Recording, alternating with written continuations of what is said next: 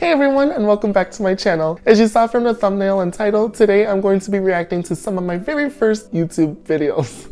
Am I looking forward to it? Absolutely not, because I know I'm going to cringe. So I first started YouTube a few years ago as a creative outlet to sort of combine my passion for baking, for cooking, for filming, for performing in a sense. And I wanted to combine all of that, and YouTube was the perfect platform to do so. Obviously, over the months and years, I've learned so much about video making in terms of filmography, photography, editing, and so much more. And so today I just wanted to take a walk down memory lane and see how my old videos were compared to my newer videos that I uploaded recently. So if you want to cringe along with me, then keep on watching. Before we start our reaction, let's make some tea.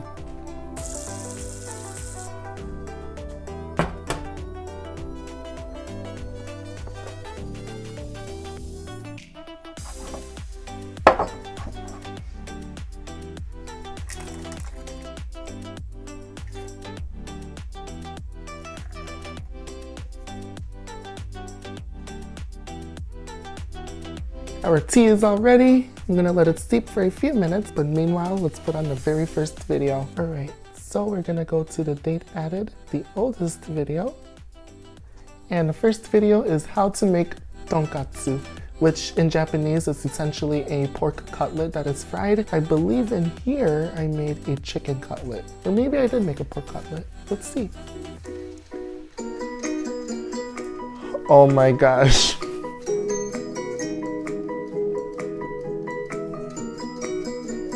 Okay, so my very first videos actually had a little title intro type of thing. So I had Simply Elegant, which was the name of my channel at first, and that intro just hit me with a bunch of nostalgia. Like, wow. So originally I was inspired to make a cooking or baking show based off shows from Food Network and Cooking Channel, like Giada at Home, Down Home with the Neelys, all these shows that I used to watch every Saturday morning. So I was inspired to make an intro similar to theirs. It's not a bad intro though. The music is super catchy, so.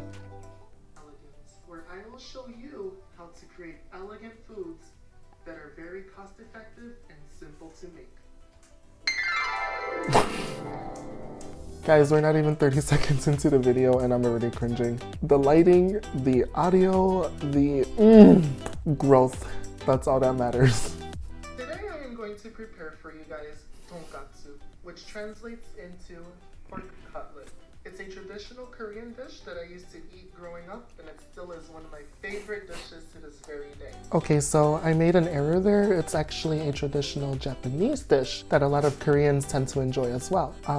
Koreans obviously, just like the Japanese, use pork or chicken, or they substitute the meat for other meat, but it is a traditional Japanese dish, not a Korean dish. Although a lot of Koreans eat tonkatsu. Can I comment on how messy the kitchen looks? This looks so good. I haven't eaten anything all day and it's making me really hungry. One of my best friends, Elizabeth, is supposed to be hanging out with me later. I might just ask her to go to the Japanese market with me so we can eat at the food court and have some tonkatsu. Welcome back to Simply Elegant. Today I was preparing for you guys tonkatsu, which is a Korean translation. Hold on. Welcome back to Simply Elegant. As a viewer, I'm like, I haven't gone anywhere. Why are you saying welcome back? I think when I was filming this, like I mentioned earlier, I had the inspiration from Food Network, and you know how there's commercials, and so the hosts are always like, hey, welcome back to 30-minute meals. Right now I've been doing this and that. And so I was copying them. I can't. Ooh, that's a lot of sauce. By a little, I mean a lot. I wish I could just go through the screen and eat some of that, because that looks really good. I do want to see it up close.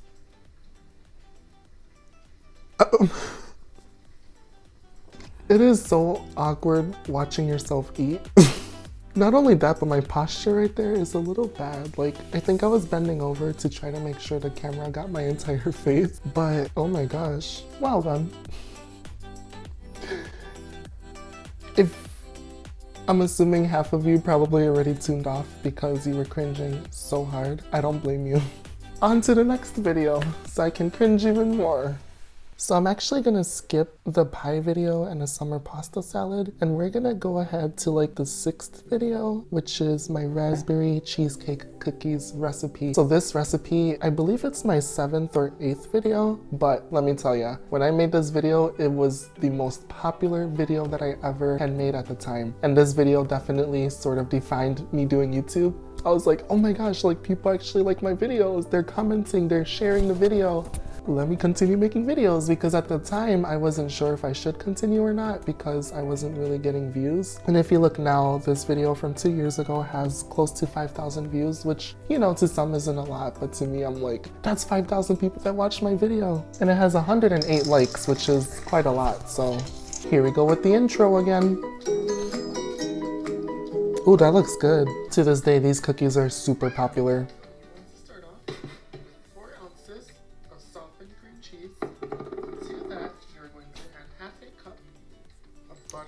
So I think in this video, I think I cut out my face because typically like I do a voiceover and I also like look into the camera like I am now and I talk to you guys, the audience. In this video, I think that I made it so it's just a simple voiceover, and at the time, like, I was feeling super insecure about my face and just a lot of things, I guess, was going on in my life at the time, and I'm like, I don't want my face in the camera. You know, it's one thing when you know what you look like and you know what you sound like, but when you're watching yourself on camera, it's a totally different story. You critique yourself a lot harder. It was dumb of me at the time, but we all have insecurities and we all go through those phases of our life, so yeah. But anyways, this recipe was super popular. Like, even to this day, people are like, can I order those cookies? And I'm like, I mean, I'll make some for you, but I'm not selling anything.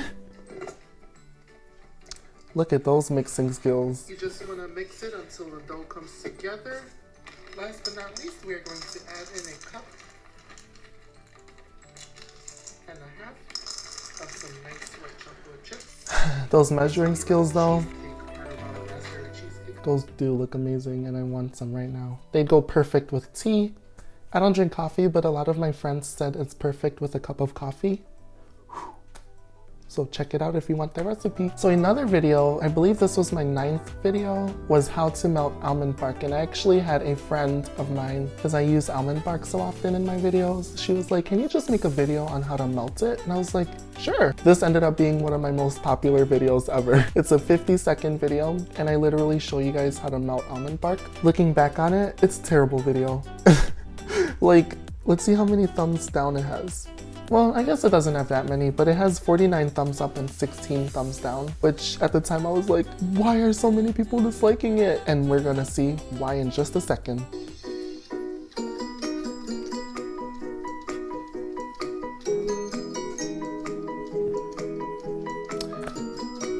Let me know in the comments below if you think I should incorporate that intro in my current videos.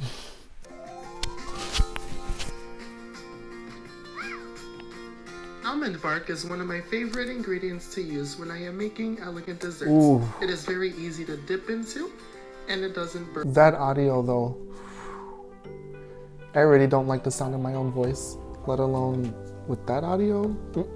You want to microwave in 30-second intervals, giving it a gentle stir to prevent burning. Make sure to use a microwave-safe bowl. The almond bark is now completely melted and ready to go. Please subscribe to my Simply Elegant YouTube channel for more how-to videos. See you next time. No, people are probably like, I'm not gonna see you next time because that was not a tutorial. Luckily, if you look at the top left corner, there is a how to melt and color almond bark update 2019. That video is so much better. It's actually a tutorial on how to melt almond bark. And let's check it out really quick to compare. Hi everyone and welcome to my channel.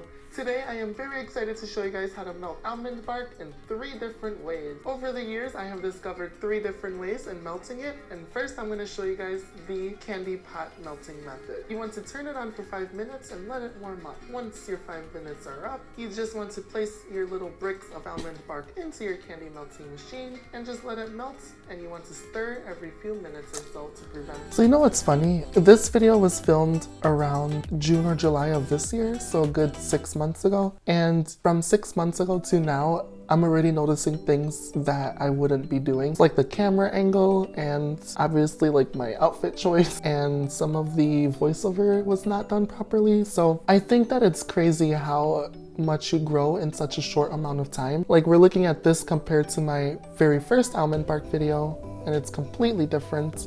The lighting is different, the video, the audio, everything's completely different. But then 6 months ago to now, I'm like, ooh, I would change this and that. So it's just crazy like how much you grow. And I think that's why I love YouTube so much, is because I'm able to learn at my own pace. I'm able to learn what I want to learn and sort of infuse all of it together and make a video out of it. And then you guys, the audience and the viewers, come in and like it. You give me some feedback on how to improve my videos and so on and so forth. It's such a cool community on YouTube that I really love it. So the next video we're gonna watch is my first ever collaboration. We did it with my friend Elizabeth that I was talking about earlier, and we made tacos and pico de gallo. It was delicious, by the way. Today I have a special guest with me, Elizabeth. Hello. Today we'll be making pico de gallo. The reason I'm laughing so much is because to do that one specific shot, it took us like 30 minutes. Like, we were both just laughing nonstop because she was nervous and she was making me nervous about filming, and oh my gosh, it was a mess. And if you look at Elizabeth, she's like, today we will be making... If you're watching this, Elizabeth, I apologize. But yeah, that looks really good. For today we're going to be using lime, garlic salt, pepper, and for meat it's going to be regular beef taco meat. Pico de gallo, you will need 1 onion, some limes, some tomatoes, cilantro, and some salt. First we're going to season the meat. It's smelling good already. Smelling good already. The meat is cooking away on the stove. What's next, Liz? So we're going to be topping up our tacos with some... Oh my gosh.